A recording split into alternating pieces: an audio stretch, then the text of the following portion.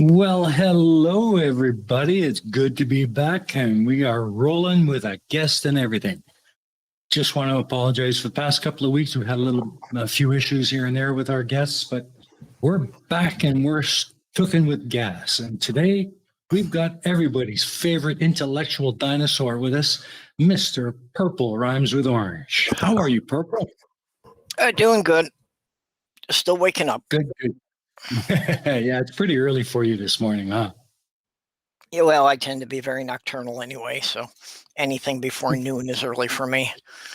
Yeah, I'm a bit of a night owl myself, I have to admit. But we got a good show lined up. We're going to take a look at some of your videos. Just to remind everybody in the chat that the videos we show are trimmed down to about 6 minutes or so. And I highly encourage each and every one of you to head over to Purple's channel and watch the full-length versions and then give them a sub and a like and all that good stuff. Show them some love. So before we actually get started, let's check in with our crew. First of all, monitoring our chat and taking all of your questions, the lovely Miss Aimee Hogan. How are you, Aimee? I am doing great this morning. I hope everyone else is doing well. This is going to be a great show. If you have any questions or comments, please feel free to tag the EiE Network and I'll get those read out over the air. Thank you so much. Awesome. Thank you, Aimee. And of course, twirling the knobs and pushing the buttons and making sure everything's running, we got Colin on the house. Oh, I'll keep trying to make this thing roll nicely along. Awesome. I'm sure I Well, do you a damn always- good job for a change. Yeah. Well, you always seem to do a fairly good job, and we're pretty lucky to have you on board. All right, Thanks so so let's much. And, get yeah, things let's have fun. started.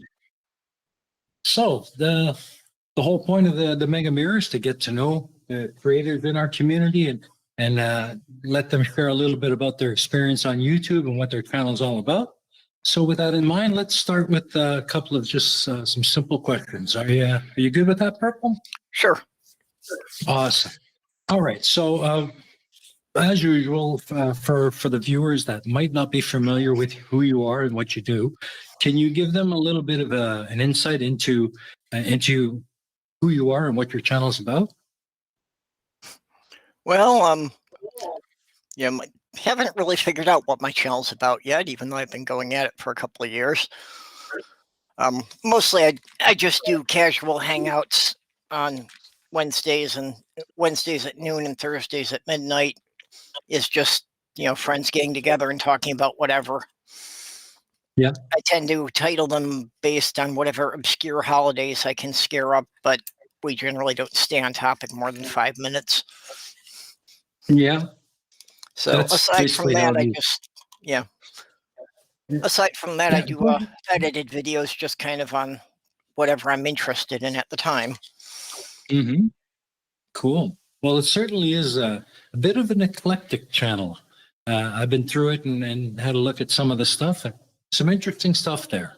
But you do tend to have a bit of a penchant for obscure holidays. That was just kind of how I got started. And, when I can't find another subject, it's always something you can find. Mm-hmm. Absolutely. Well, we're going to have a look at a couple of those. I think people will find them quite interesting. So let me ask you, what was it that got you into the flat earth debunking communities to begin with? How did you end up here? That was just kind of a sideline from, the general skeptic community. I think probably more than anything else, it was Professor Stick that, kind of led me into the flat earth stuff.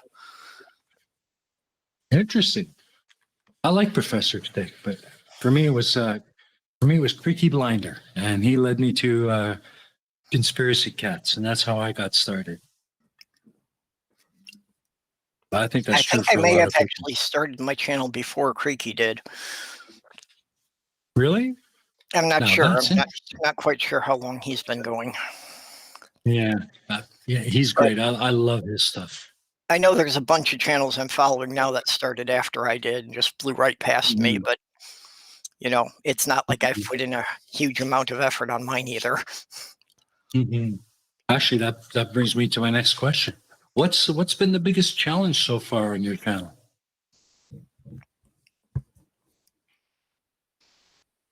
Well, I guess to say anything had been a challenge, I would have had to have a more clearly defined objective. So, Okay. mostly I'm more doing it for the fun of it.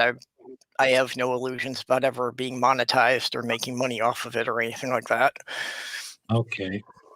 So you don't really have any particular hopes to it or particular achievements in mind for your channel then? Just go with the flow and have some fun. Yeah, it's really just a place for me to be able to spout off my opinions. And if people want to, people are interested in asking me questions, great. If they don't want to pay attention to it, that's fine. Yeah. I think a lot of us take the same approach. We're in it mostly for the fun, but then again, some of us like to put on some of the serious stuff too. So, to each his own, but the viewers know what they like and they seem to like you. So.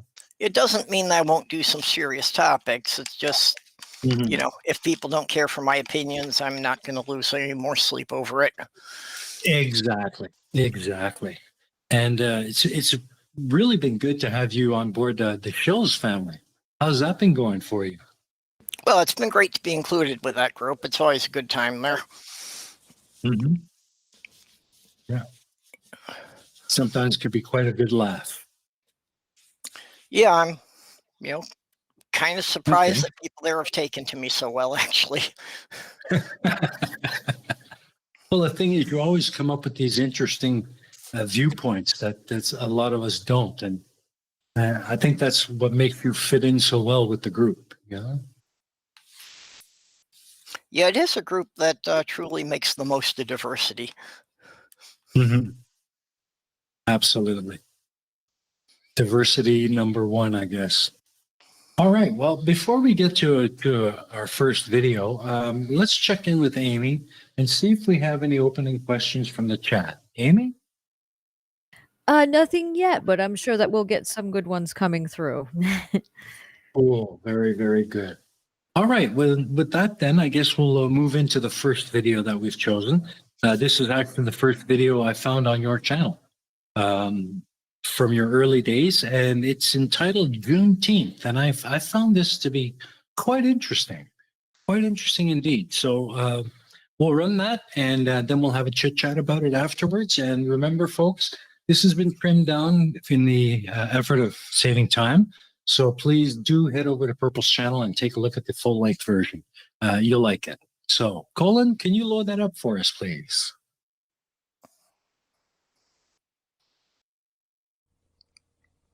Considering the current wave of protest across the US and around the world, I felt it necessary to redo this video originally released in June of 2019. I need to talk to you about Independence Day. No, I am not doing this early. I am not talking about the 4th of July, when delegates of 13 colonies signed a document declaring they were an independent country from England. I am speaking of a far more important independence. Juneteenth, sometimes known as Day. It will not appear that the large majority of people watching this video have never heard of Juneteenth.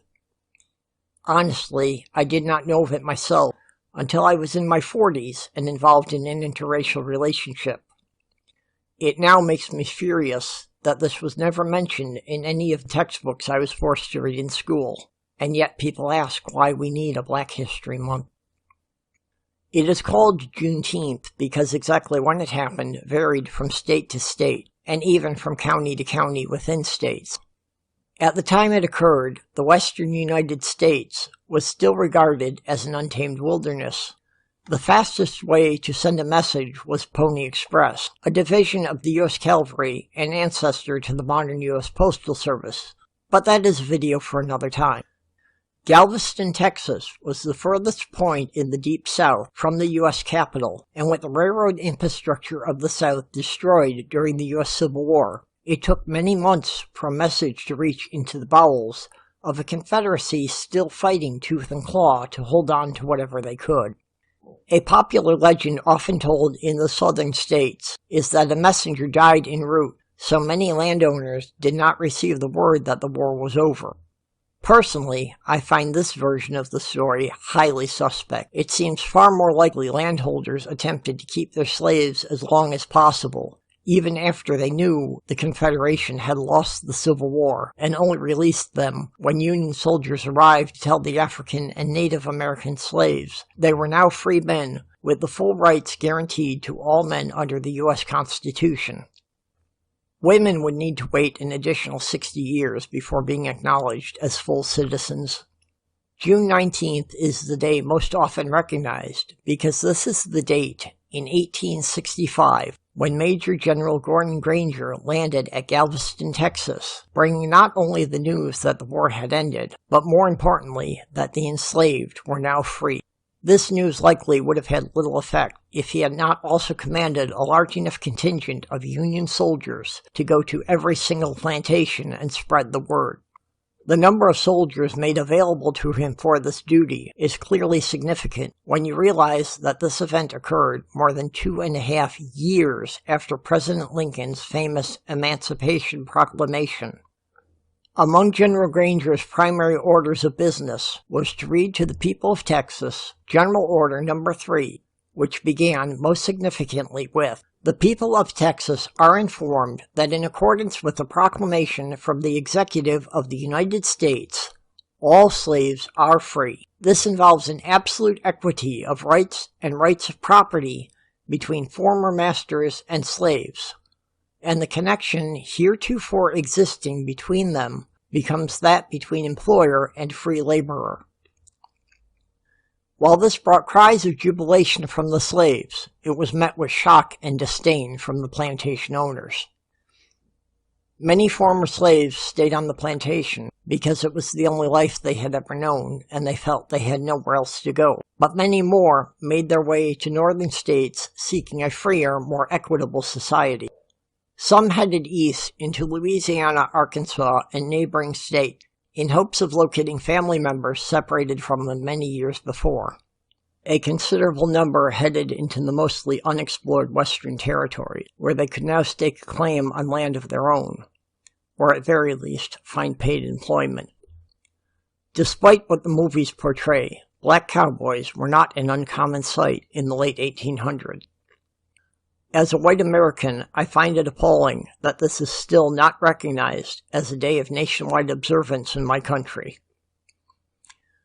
While it was celebrated in the black community for several decades, the Depression of the 1930s forced many people off the land they had farmed and into the cities to find work to support their families. Needing any work they could find just to feed their families, and with factory owners scarcely likely to give a day off for a celebration they had no connection with, Juneteenth faded into virtual oblivion. The push of production demanded by the Second World War certainly did not help those hoping for a day off to observe the struggles of their ancestors, followed by the Korean War and Vietnam, during both of which blacks and Native Americans suffered disproportionately high casualties.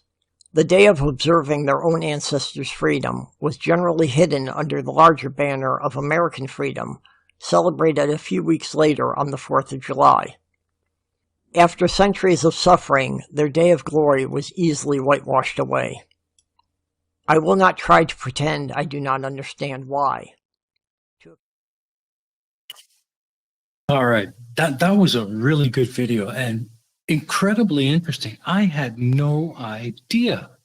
And how widespread is that level of ignorance about this particular holiday? It really is something that's only known about in black communities. You know, if you go to pretty much any middle-class white neighborhood, I would say the vast majority of people have never heard of it. Really? And how did you find out about it? How did you learn about it? Well, I was in an interracial relationship with my fiance. Mm-hmm. So I got very much immersed in it and seeing a lot of the discrimination from the other side, as I was often the only white person in the room. Mm-hmm.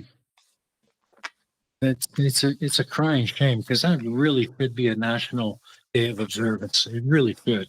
Yeah, it would be such a minimal thing for them to declare it a national holiday. Yeah, yeah. I don't think it should be a big issue at all. And a lot of people need to know more about this. I mean, really, really interesting story. Yeah, but it's part of America's past that people are uncomfortable talking about. You see, that's the whole thing, eh?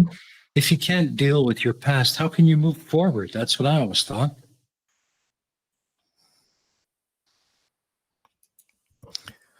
Yeah, yeah, it kind of triggers a lot of personal issues for me because my family is also very big on denial that if we don't talk about Mm. something, it never happened. Yeah, I guess I can understand that point. That very much, very much. All right. Well, again, for those of you who are just coming, head over to Purple's channel and watch the video in its entirety. It really is an interesting story. So, a couple more questions. A little bit off the beaten path here. Let's go back to the flat Earth debunking community that we are all part of. Do you as a creator or as a member of the community, do you think we will ever see an end to the profound stupidity of flat earthers and all of their ridiculous claims? Well, probably not completely, and certainly, even if we do, there will be other conspiracy theories. But it's actually one of the things that really surprised me that until I got involved in YouTube, I didn't know anyone took flat Earth seriously. I thought it was just a running joke. Really? I never even knew it existed until I bumped into the community quite by accident. Yeah, it's just strange to me that in this day and age, and even that people who managed to graduate high school still believe this is a thing. Yeah, that really does get to me. I think more so because I'm a grade school teacher and I can't see or I can't accept people just throwing away perfectly good education on that kind of nonsense. Yeah. It really is weird. So we deal with a lot of different claims and a lot of different conspiracies in our community. Which one gets to you the most? Well, just especially in our current situation, like the anti-vaxxers and the people who are saying that the whole COVID thing is a hoax, because that's Yeah. dangerous. It's getting people killed. Yeah, you're right. You're right. Anything else? There's just a lot of stupid BS out there, and it's like most of it seems fairly harmless, although I am more and more leaning toward the opinion that none of it's really harmless because it tends to just lead people into other things, Yeah. and Yeah. as a result, that's how we got QAnon. Oh, Lord, what a mess that is. Yeah. Those people are out to lunch, man. They're unbelievable. And the Yeah, crazy thing that they latch onto. Yeah, and you just wonder, maybe if they had been challenged earlier about some of the more benign conspiracies, maybe they would have Mhm. started looking at things a little differently and started questioning the sources of some of the information. Yeah. They don't really question much of anything, do they? They just find something that they gullible enough to believe and they go with it. Yeah, well, and unfortunately now we have a media that just, feeds off of that because they're just interested in anything they can sensationalize for ratings. Mm-hmm. Yeah. I thought for a long time, I thought that the idea of a flat earth was the stupidest thing I'd ever heard. But recently I've been hearing more about these concave earthers. That is some out there craziness. Oh yeah, and the super oath thing that this is like just one crater in some kind of vast expansive plain. It's got to be among the stupidest things I've ever heard. Unbelievable. And then All you right. have the hollow earthers who believe there's another society living inside the earth. Oh, you're kidding me. I haven't heard about that Oh, one you yet. haven't run across that one yet? Yeah, Not yet. supposedly there's like a tunnel at each of the poles. You're kidding. Yeah. No way. No, it's out there. Just search Hollow Earth on YouTube. You'll find some. Oh, man, that is crazy. That just makes no sense at all. A couple of them even try to tie it back into things and claim that Hitler and a contingent of the Nazis are living there. Oh boy. That could be a playground of stupid, huh? Yeah, Hey, I'm reasons. surprised you haven't run across that one. Oh, reasons. Cole. If you haven't spotted Hollow Earth, it all ties into the reptilian overlords as well, and it is nutbag. Oh man. Hashtag not all Nutbag saurians. Holy crap. Reptilians. That's just weird. Who is the guy that started that? That ex-politician. What's his name? I don't know where it started.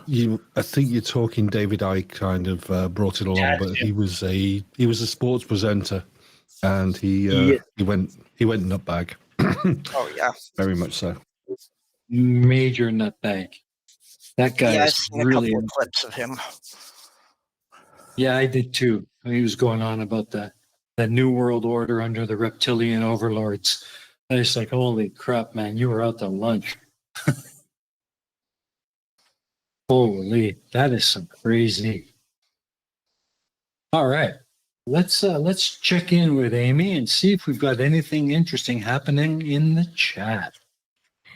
We actually do. Woden Toad had a few good comments here. She this one is relating to the first topic we were talking about. She says, let's be honest, Americans are uncomfortable talking about anything that makes a country look bad. And she says this as an American, and she said it's the shining city on the hill built on the bones of the crushed.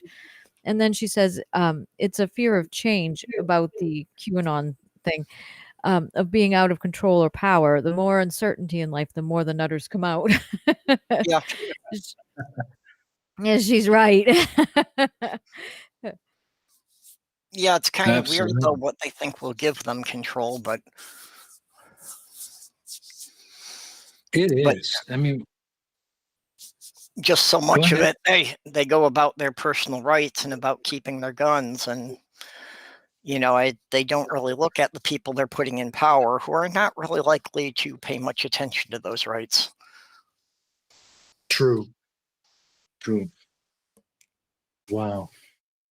Weird.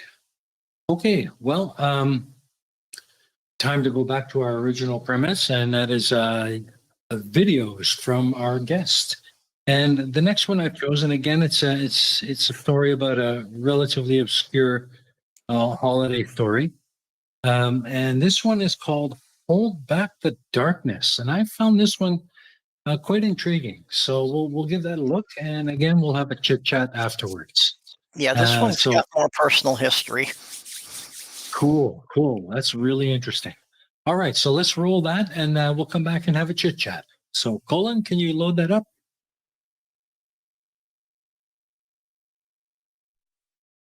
Greetings, sentient beings. I thank you for taking the time to check out my channel. One night many years ago, I watched a blizzard raging outside my window. That window was 3 layers of tempered glass with argon gas as an insulator between each layer. I heard the wind rage and watched a tree branch snap under the weight of the snow and the stress of the wind.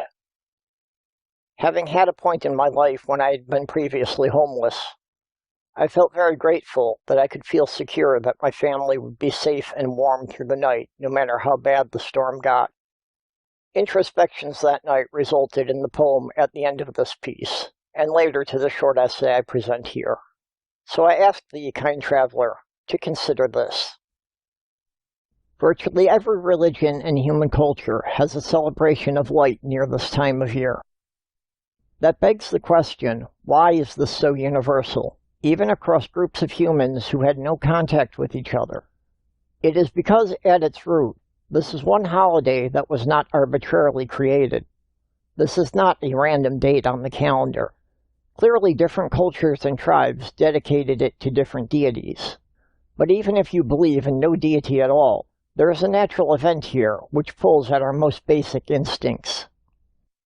The winter solstice, also known as Yule, falls on December 21st. This is the longest night of the year. In its most basic form, this holiday is just an observance of the seasons changing because of the position and tilt of our planet relative to the sun. Even before our ancestors understood why this was happening, they realized this marked the night when the world begins to climb out of the darkness.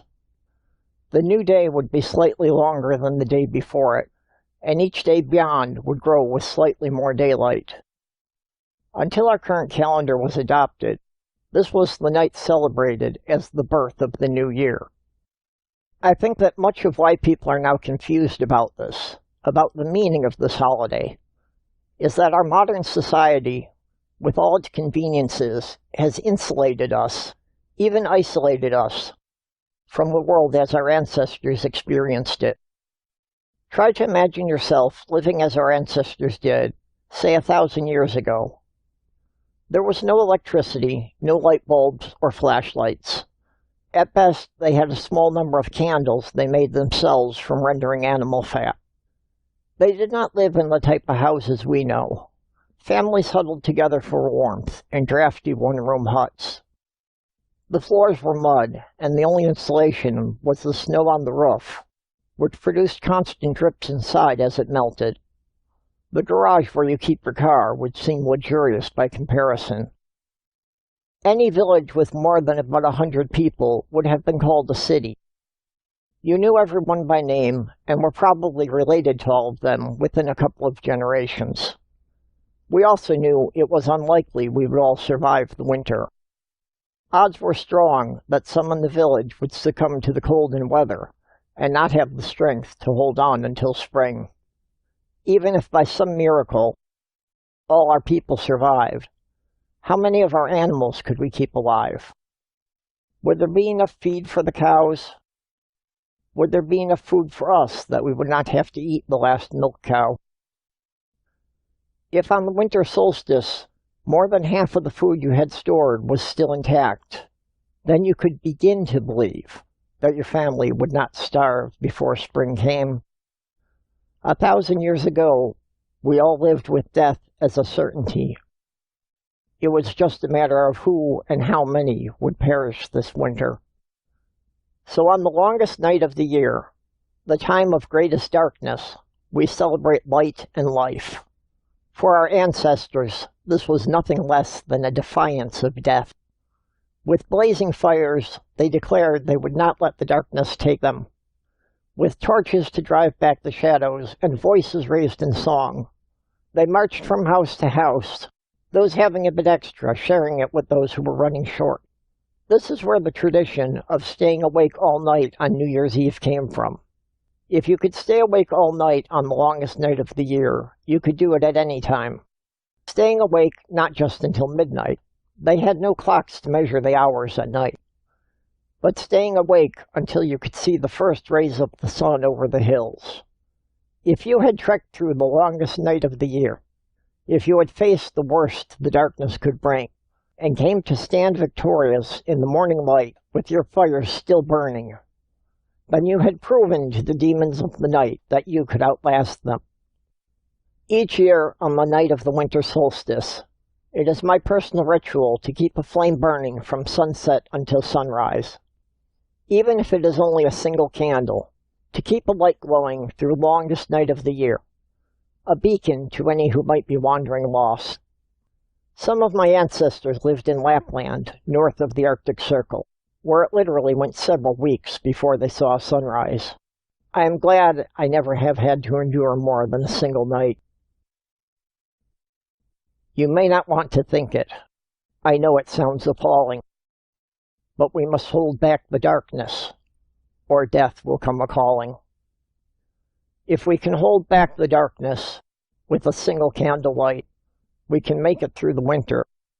there are greener times in sight. If we can hold back the winter, if we can keep a fire burning, we can make it through the cold. Soon the sun will be returning. If we can hold back the cold with a fire warm and bright, we can celebrate our lives on winter's longest night.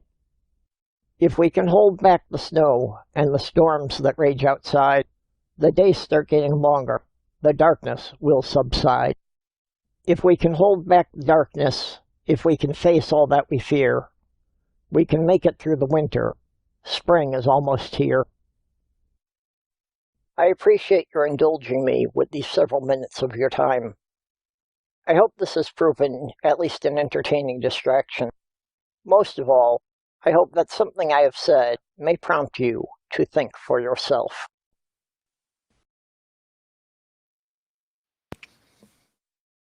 Greetings, sentient beings. Great video.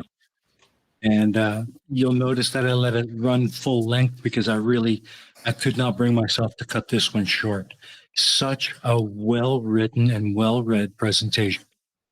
That is one of the ones I'm the most proud of. I can see why.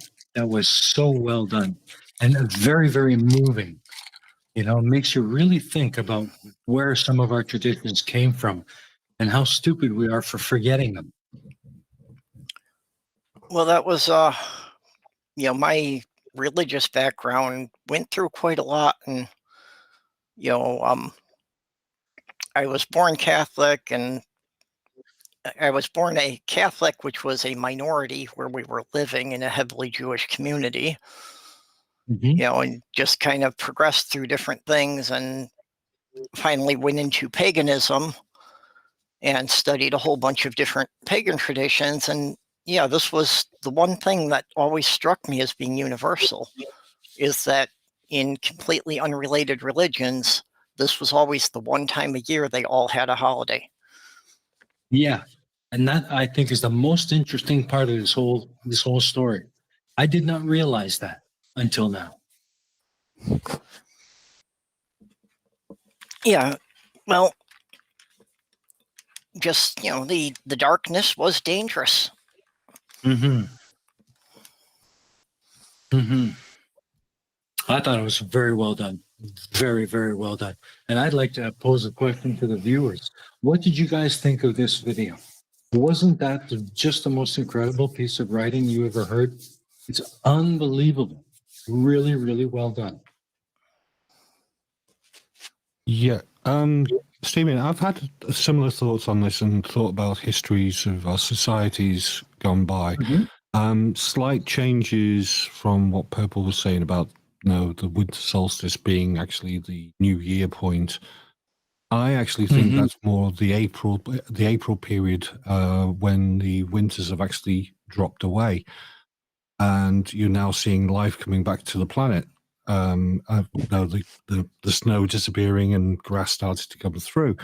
Now that would then lead into the argument that along comes religion and says, "Oh, you're a fool because we celebrated our New Year 3 months ago."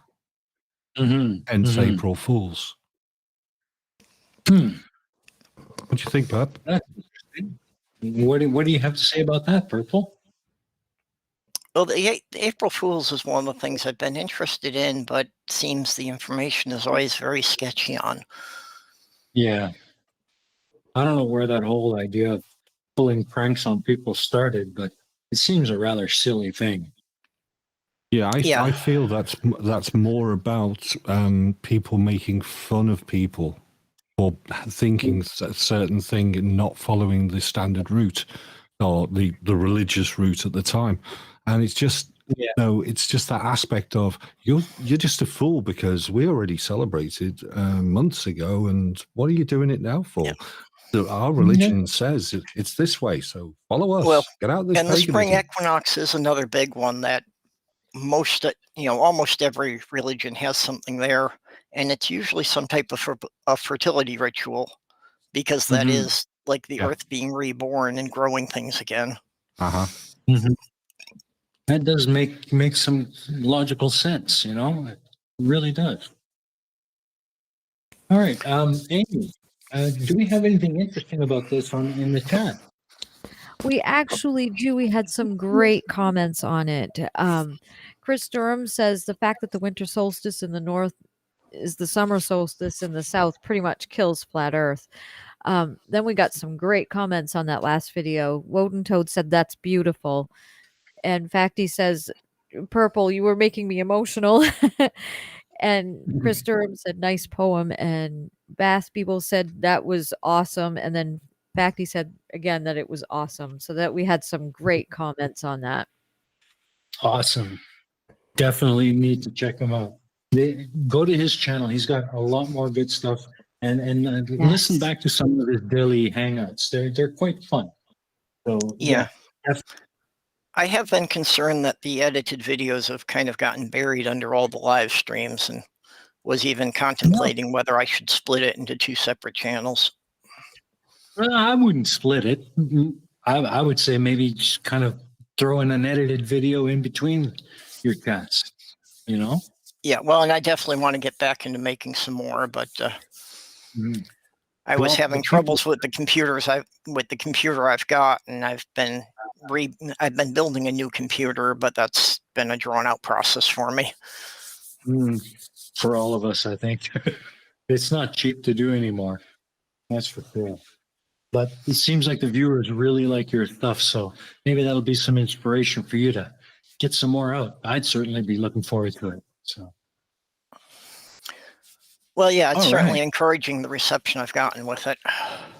Yeah, absolutely. It was a beautiful piece. It really was a beautiful piece. I'm going to go back and watch it again later. It really was that well done. So, and with that, I think maybe we'll just move on to the last video.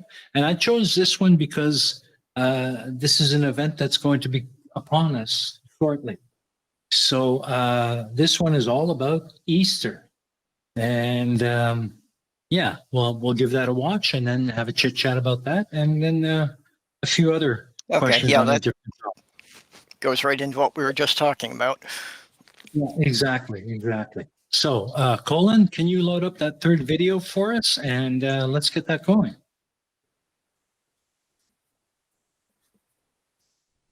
Okay, we should have a significant improvement on the audio quality here, and for that, I'd like to thank Jim of Atheist Edge for helping me figure out what kind of setup I needed for a microphone and a power supply, and I'd like to thank Cirrus for helping me learn how to use the filters in Audacity. My formal education ends with a high school diploma. Beyond that, I have a highly eclectic self-education. I claim no expertise or authority on any subject. I simply ask you to consider this.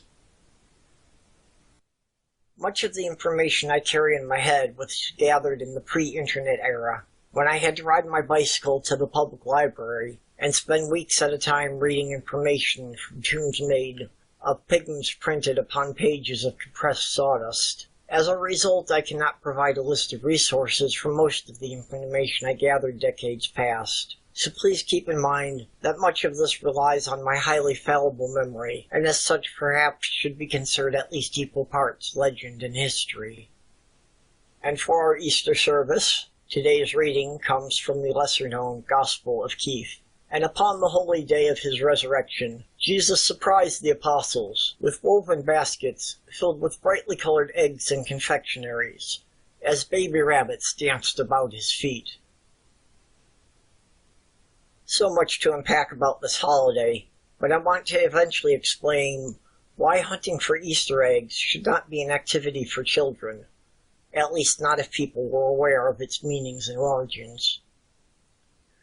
Early Christian leaders decided it would be easiest to overlay major holidays onto the days the popular pagan religions of the time were already celebrating. Hence, Christmas was overlaid onto Yule, aka the winter solstice, and Easter was overlaid onto the festival of Astera, a popular pagan fertility goddess of the time. Spring, of course, being the time when the snow and ice subsided, and the fields and forests renewed and became fertile for growing crops and hunting. This is why the rabbit is associated with Easter, because as soon as you start seeing any significant amount of green grass, you start seeing baby rabbits. Seeing as the festival of Ostera was about the Earth being reborn after having laid dormant for months under the snow and ice.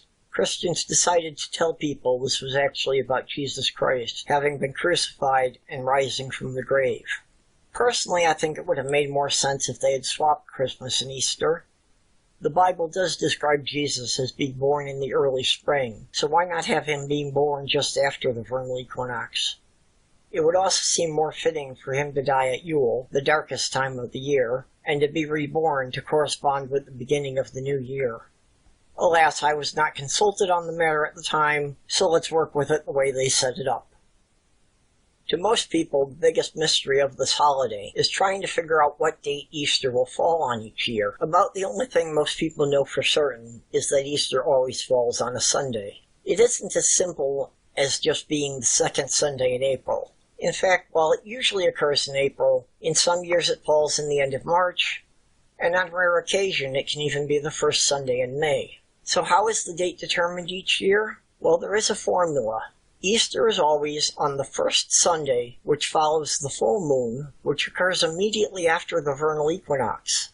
Unless the full moon happens to fall on Sunday, in which case Easter will be the following Sunday. I swear I am not making this up. This is the actual criteria that the Vatican uses to determine what day Easter will fall on each year. That's a fair calculation to unravel, so let's take this step by step. The vernal equinox, or spring equinox, is the day on which the day and the night are the same length, equinox meaning equal. So with a 24-hour rotation of the Earth, this theoretically means 12 hours of daylight and 12 hours of darkness. Of course, the length of day and night will vary with how far north or south you are from the equator. So this refers to when the day and night are of equal lengths at the Earth's equator. This happens each year around March 20th, give or take a day. So this is when the celebration of Ostara was held, because this is when the land becomes noticeably fertile, and hence signaled early agricultural societies that this was time to start planting their crops. Well, almost. We have to get back to the fact that for thousands of years, people used lunar calendars instead of a solar calendar. So the full moon marked the end of the month. So the festival of Ostara was celebrated on the first full moon, which followed the vernal equinox. I'm not quite sure why they didn't go with something simple, like making Easter the first Sunday that followed the equinox. But again, calendars have been switched several times in between, and this has really gotten confused in the process. So back to the early Christian leaders trying to correspond Easter with the Feast of Ostara.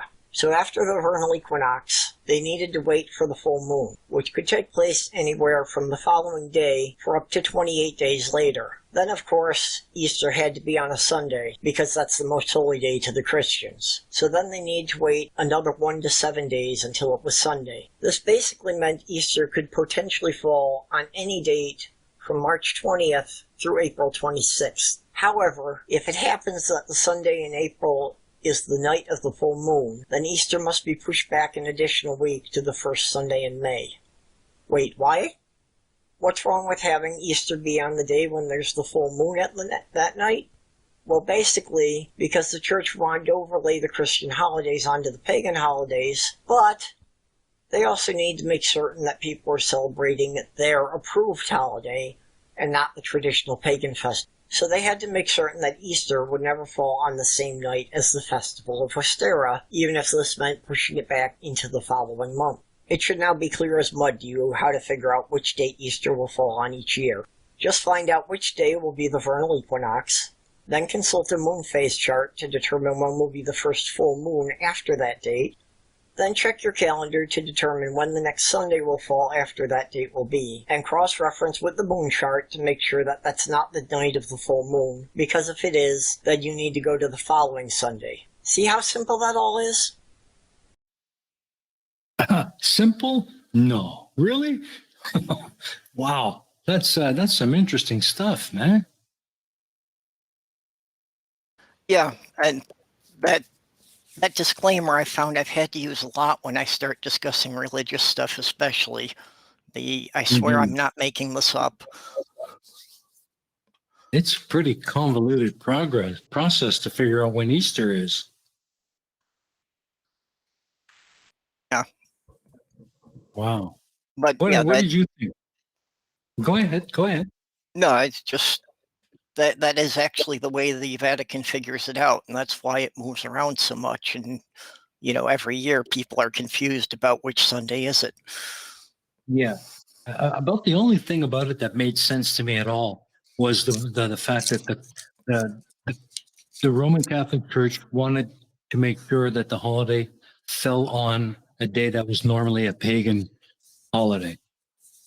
Kind of take it over. Yep.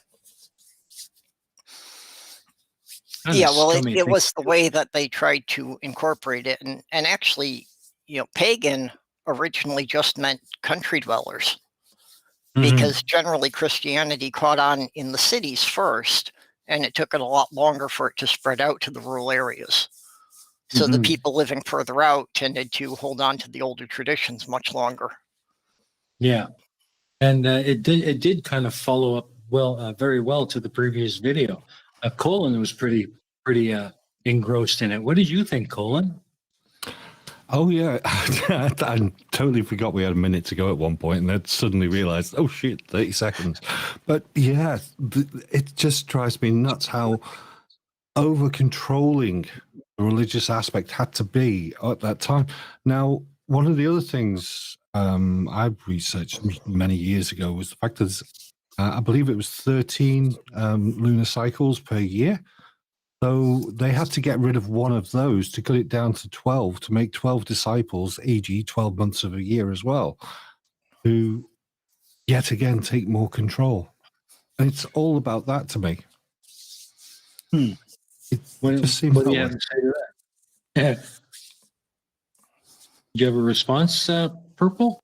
Yeah, well, yeah, I was aware some of the older calendars were based on the 13 lunar cycles. I never quite got that was something that the church had cut down to make it the 12 disciples. Wow, that is an interesting point. Very interesting. Well, that also flows into reason why I say 12 disciples. You've got the 12 lunar, you've got the 12 astrological stars, and yet again, that's paganism rolling through from many years before. So 12, and the sun being at the center of all, being the Son of God, e.g., the light bringer. Yeah, it's crazy how much convolution is in there to, like I say, trying to take control of the masses. And as Purple was saying, you've got the control in towns and cities, and then you've got the people in the field dwellers, right? Countryside, who wouldn't have heard all this until they sent out the missionaries to try and bring them into the fold as well. So yet again, reinforcing, oh, they think it. Why don't you? This is what we believe. You're backward. Yeah. Well, and especially that, at a time when most people were functionally illiterate, so really word of mouth was the only way things spread. Yeah, true enough. True enough. And how about you, Aimee? What's your take on all of this? It's really fascinating. I really didn't have too much of an idea of how they determined Easter. I had somewhat of an idea. I knew that they used the moon, but I didn't realize how really intense that has to be to try to figure all of this out. That was really cool. Yeah, you were raised Catholic as well, were you not? Yes, I was. Yep. Yeah, I think we all were. I think so. Yeah, I started out that way. I didn't last very long. No. No. No. Even as a kid, I was too skeptical, and when I was like 8 or 9, the priest asked my mom to stop sending me to the children's Bible study because I kept asking questions that made the nuns uncomfortable. I had that same experience. I got to about 2 or 3 years into high school, and I just clicked. This is bullshit, And it just started getting into trouble, questioning everything they were telling me. And I think that's the point where I decided, well, no, I'm not believing this stuff anymore, and I just stopped. Yeah, that was for me. It was when I was 14. I was given a Bible for Christmas, so I decided I was going to read it all cover to cover. And yeah, Mhm. before I was halfway through it, I was like, they can't expect me to be taking this seriously. No, exactly. You just can't be. Just can't be that way. What So about the chat? Do we have any comments in the chat about this? We actually do. We have some very interesting ones. Spooky Bed Hair said at one point, Purple should be congratulated on organizing his 24-hour plus Christmas streams. There have been 2 so far where anyone can go on Christmas Day. Southern Hemisphere Globehead said, we have Easter weekend, we have Good Friday and Easter Sunday. Woden Toad said, even more fun, there are 10 days in March 10th through the 20th, which are always Lent, which is interesting. And Bat Beeble said, don't really have questions. I love genuine people like Purple who aren't afraid to show vulnerability. Glad I tuned in and we'll check the channel later. Facty said, sounds like the Vatican people are astrologers. And Southern Hemisphere Globehead said, yes, and the Bible does say the sun and stars are for signs and seasons. Mhm. So we had some interesting comments in there. Great Yeah. comments. Yeah. well, even I before the Bible was written, from the really the earliest days of having agricultural societies, that they were watching the moon cycles as indications of when to plant and when to harvest. Mhm. Yeah, I remember quite vividly every Friday during that part of the time or that time of year was a fish Friday. No meat, just fish. Yep. Yeah, when I was growing up, they were still kind of phasing in all the Vatican II reforms. So Mhm. I still remember that it was a sin to eat meat on a Friday, and then suddenly Yeah. it wasn't anymore. Yeah, I remember that quite vividly, quite clearly. Very, very interesting. Well, it looks like we've got some pretty good feedback for you today, Purple. Seems like people really, really do enjoy your stuff, and I think that's an indication for you to really start pumping out some more and getting them over to your channel. If you Yeah, haven't, it's definitely encouraging. I definitely have to get into making some more edited videos. absolutely, I certainly will look forward to them. I will bookmark them and make sure I watch every one. So, for those of you in the side chat who haven't already done so, head over to Purple's channel, give him a like, give him a sub, give him some love. He certainly deserves it, and you'll enjoy his content. I know you will. Yeah, and if people go to my channel and are looking for them, if you go to the playlist tab, there is a playlist with all my edited videos, so you can find them easier from under all the chats. Yeah, and you'll find a couple of really interesting short little gems in there. There's a one on the ship, the Reuben James, and if you're familiar with the name, that's the ship that was referenced in the movie Hunt for Red October, for the clandestine boarding of the Red October. Very, very interesting. Nice little flip. Okay, so before we kind of close up, there's a couple more things I'd like to kind of get your opinion on and might give you some food for thought for a video for your channel. Everybody, of course, is very aware of the recent achievements of NASA and landing Perseverance on Mars. What are your thoughts about the Perseverance mission? Yeah, I've been watching that, and obviously very interested in seeing the helicopter go up. Mm-hmm. It's just amazing what they can do and the amount of planning that took. And Yeah. just thinking about that, it was launched like 7 months ago. So when they launched it, they weren't aiming it at Mars. They had to calculate out where Mars would be 7 months ahead of the date they launched it. Exactly. And that's something flirts just don't understand. They just don't get it. Yeah. And All right. it's just amazing that, they've figured out all the orbits of the planets and everything, and that with mathematics that they can explain all this and they can predict them years ahead. Yeah, yeah. It's amazing the accomplishments we have made in such a very short time. since the Apollo 11 mission. And I do remember the first moon landing. That Mhm. was, you know, when I was 5 Yeah, years old, I was watching that on TV. Cool. I was 8 years old, gnawing on a fudgicle in front of the TV in my pajamas, watching it happen in front of me. That's so awesome. Such a great time in my youth, you know? Unbelievable.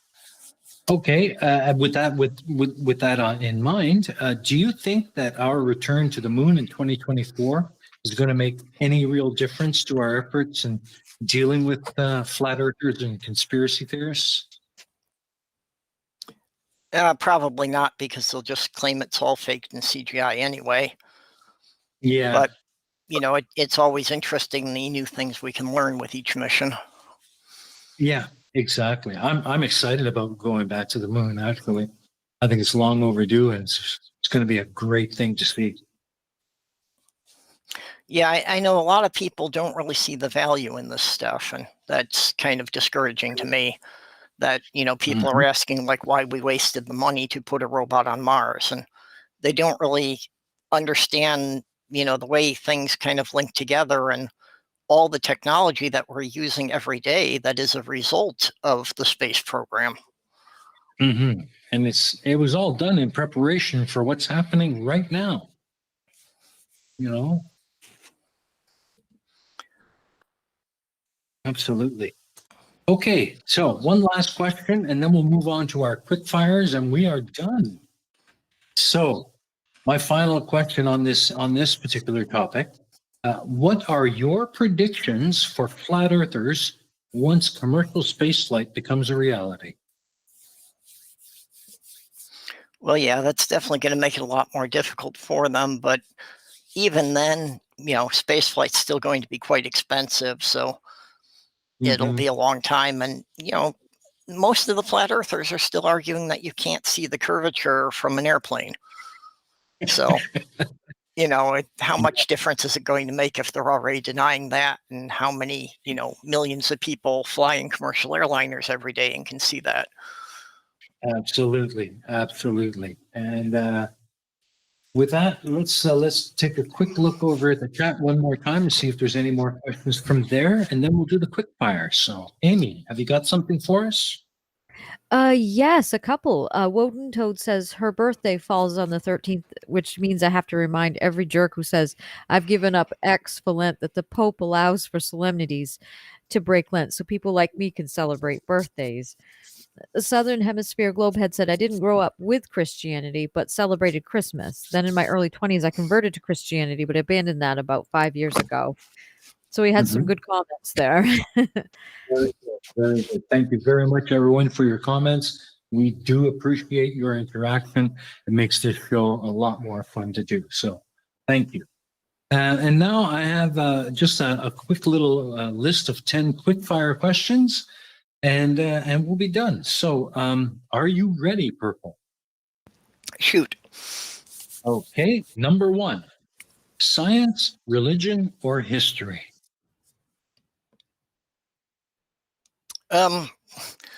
That's particularly tough for me because my greatest fascination is where science and history intersect.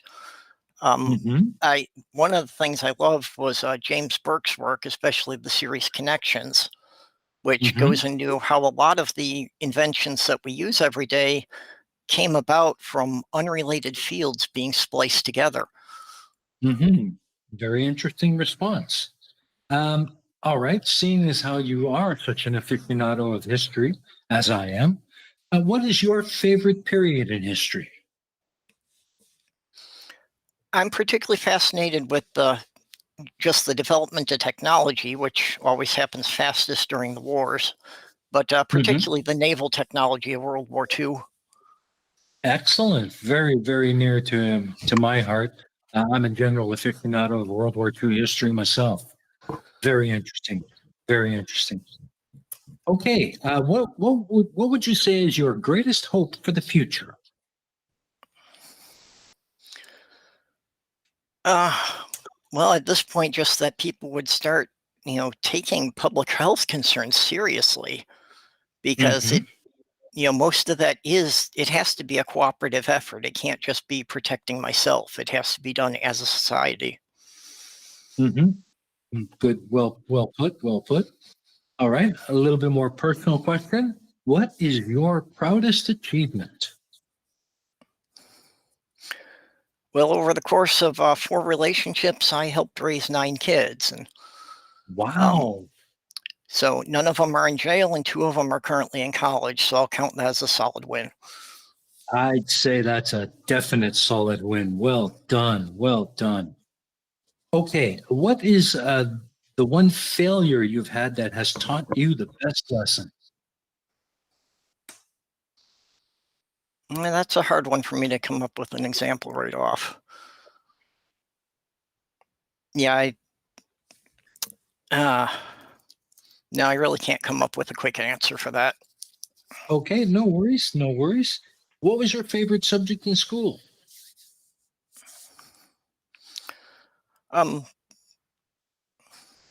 They kind of varied with different points. I did tend to gravitate mostly to the science, and mostly because I liked the fact that everything could be measured and tested. Everything was verifiable. It wasn't a matter of opinion. Very good. Very good. And with relation to the current goings on of the past few years in space exploration, SpaceX, Blue Origin, or ULS? I have to say that SpaceX is the only one I really know much about at this point. I don't really know the background of the others well enough to really compare them. Okay. Okay, only got 3 more to go. A person, living or dead, that you would most like to meet if you could. Oh, my personal favorite has always been Ben Franklin, because besides being a great inventor, he was also more than an interesting statesman. The the support we got from the French for the Revolutionary War came in a lot of ways that the history books probably don't want to mention. And he even used his personal fortune to finance a fleet of pirate ships with writs that they would specifically attack the British supply ships and leave the French alone. Excellent. I did not know that. Wow. Okay, flip the coin. Which person would you most avoid meeting?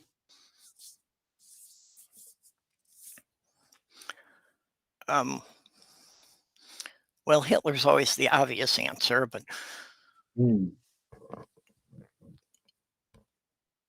yeah, again, that's one I haven't given a real thought to. I'm good at avoiding people. I think all of us are to some degree. Okay, last one. The top 3 things on your bucket list. Pretty much my bucket list involves going all over the world and seeing a lot of famous museums. So I would like to spend some time in Washington, D.C., so I could spend a full day in each building of the Smithsonian. I definitely want to get up to Canada to see the Royal Tyrrell Museum, because they're supposed to have the largest collection of mounted dinosaur fossils anywhere in the world. They certainly do. It's just 50 kilometers from my hometown. Yep. And I'd like to go to Australia to take a photo safari to see all of their bizarre wildlife in their natural habitat.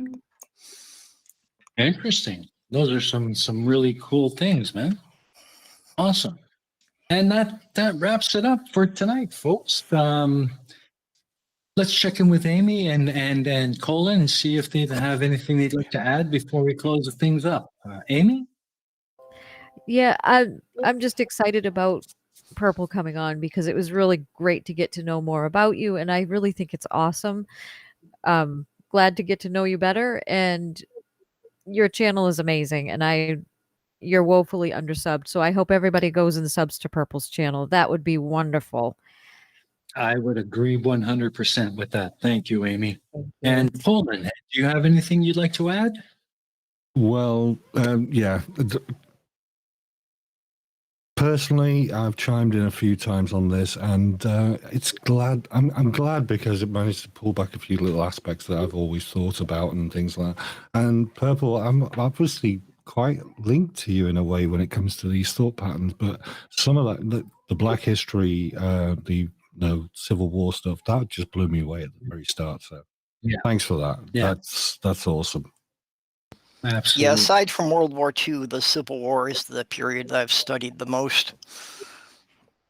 Yeah, I had a Civil War book, 1776 it was called, big red cover. It had none of that in. So it's obviously it was protected and kept away even from publication. Yeah, one of the things I've become aware of is I grew up in the Chicago suburbs, and the education I got in the Chicago suburbs in the 70s would still seem very progressive compared to what people are getting in some states today. Interesting. Yeah, there tends to be a bit of that going on. I'm surprised that this many decades later, you know, they haven't caught up yet. Yeah. It's a shame. But anyways, we're at the point of the show now where we're about ready to close up. So this is your chance to chill out anything you want to chill out and any final comments you'd like to make. So Purple, the floor is yours. Well, basically, it's just my weekly schedule that Wednesdays at noon and Thursdays at midnight Central Time, I do my hangouts. And yeah, most Friday nights I'll be there with the Shills. Awesome. Excellent. So one final reminder, everyone, head on over to Purple's channel, give him a sub, give him a like, show him some love. You will enjoy his content, I guarantee it. And Purple, I'd like to thank you very much for coming out and being with us tonight. It's been an absolute pleasure talking to you. It was an honor to be invited. Thank you very much for being here. And Colin, Aimee, thanks again for your great support. It's always fun doing the show with you guys. Thank you.